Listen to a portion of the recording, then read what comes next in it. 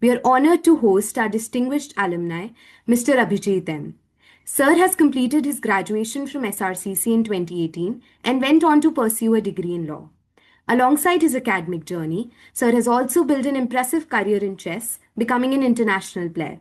He now serves as the CEO and director of 8 times 8, a leading online chess academy for students.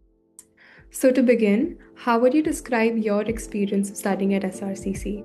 It was a completely new experience for me. Being a chess player from a very young age, I was fortunate enough to travel throughout the country for chess tournaments. But beyond that, studying with people from a diverse background at one place, I think that was the best thing that has happened to me since school, because SRCC gives you that edge, because you're coming from one place and you see people who have been their toppers in their respective schools, respective cities, respective states. You have not just in academics, you will have some of the best artists coming to SRCC, best sports people coming to SRCC. So I think in India, for anybody to pursue a career in commerce, SRCC is definitely the best place to be, because the kind of exposure, of course, academically it's brilliant, but beyond academics, the way the college shapes you as an individual in those 3 years, be it the college fest, be it the students' union, be it the placement cell, be it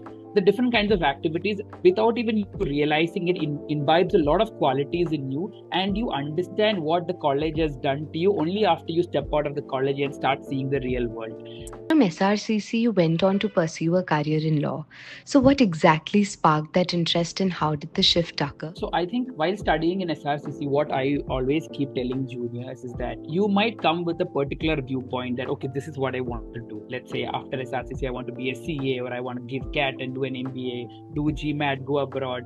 But SRCC, what I always recommend people, at least until you are in your late 20s, you have to experiment a lot of things. Once you experiment a lot of things, you will understand what is it that you really like doing.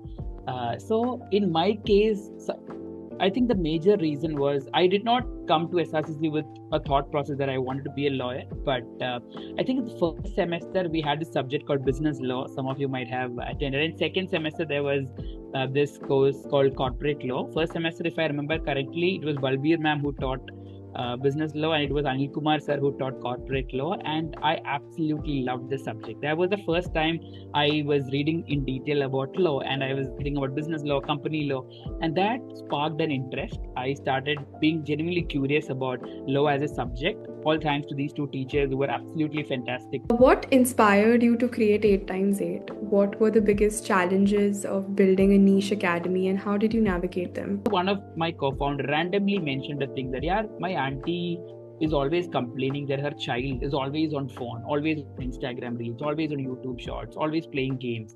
So she was like, her child is doing everything except any sort of meaningful engagement. So we then spoke to a lot of parents and realized that this is not just a family problem that he had. It is a global parenting crisis, a problem faced by a lot of parents around the globe. And we knew that chess could be used as a potential solution to these problems. At that time, we were in college only. Like I was in law fac doing the last 1.5 years online. We started teaching chess to 4 or 5 kids. And in 6 months' time, we started getting amazing feedback from parents that they could actually see the difference in their children after learning chess. And that is when we decided that, okay, we are getting some validation. That validation gave us the confidence to scale.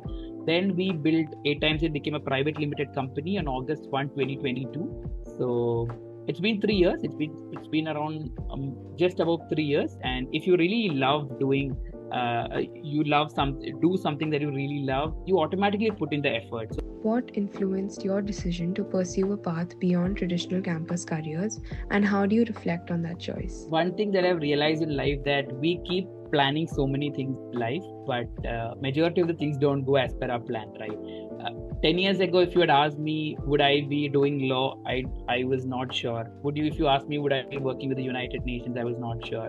If you would ask me, would I be an entrepreneur? I would not have been very sure. But as they say in life, the best thing to do is just to go with the flow. and take things one day at a time. If you take things one day at a time and try to understand yourself better, because I believe everybody has certain talents and certain skills. So just like the book Ikigai says, if you can find that sweet spot where you know that you're talented about this particular thing and you really love doing this particular thing, if you're able to find that sweet spot and do that, you would actually excel in your life. And only the lucky people get to find that early on in their life.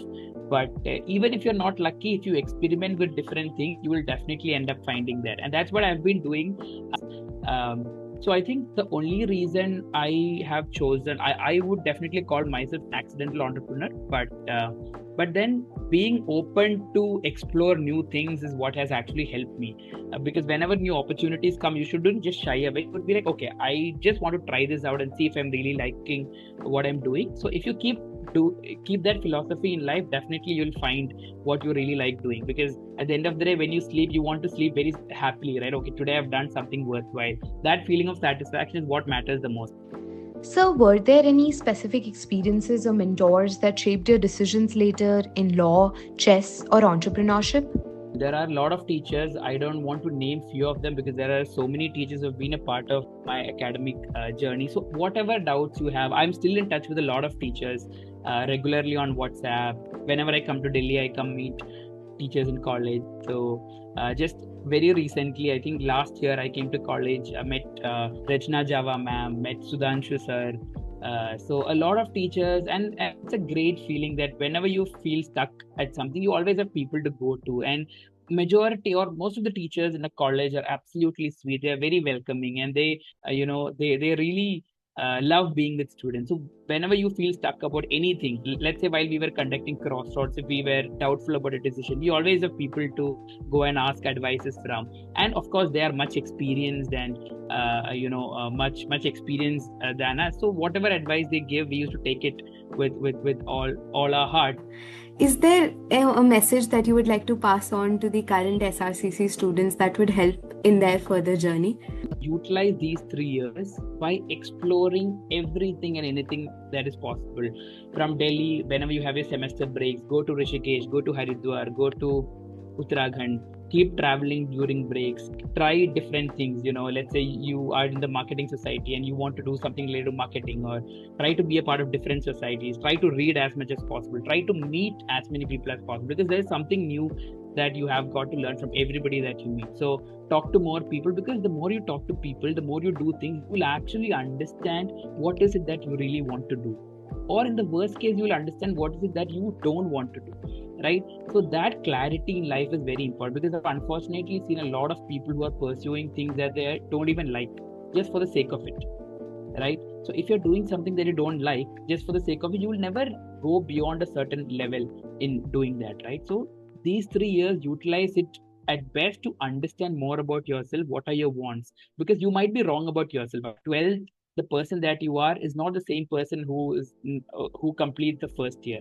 The who completes the first year is not the one who actually completes the second year. So every year, try as many things as possible, and meet new people, and try to understand more about yourself and your aspirations. What is it that you really want to do, so that by the time you finish your college, you have better clarity than what you were in class 12, so that you can pursue what you really want to pursue. That's the only advice that I have.